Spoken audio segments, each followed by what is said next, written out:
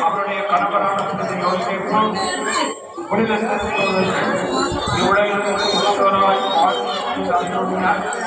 மற்றும் புனிதர் அனைவரும் நாங்கள் நிலைப்பாடுகள் பக்குவம்